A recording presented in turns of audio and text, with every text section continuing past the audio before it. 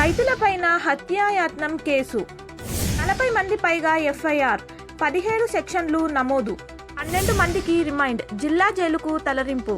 రాజోవిలో police Raj భయం గుప్పెట్లో ధన్వాడ జనం ఎమ్మెల్యే మాగొంటికి తీవ్ర అస్వస్థత మావోయిస్ట్ అగ్రనేత సుధాకర్ ఎన్కౌంటర్ దినదినం భూసేకరణ గండం ఎల్లంపల్లి పైన కదిలిన యంత్రాంగం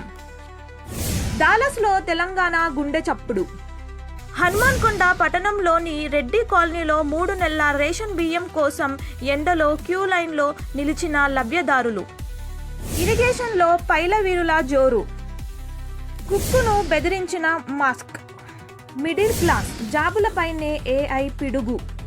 ప్రపంచంలోనే ఎత్తైన రైల్వే బ్రిడ్జ్ చినాబ్ వంతెనను నేడు ప్రారంభించుతున్న మోదీ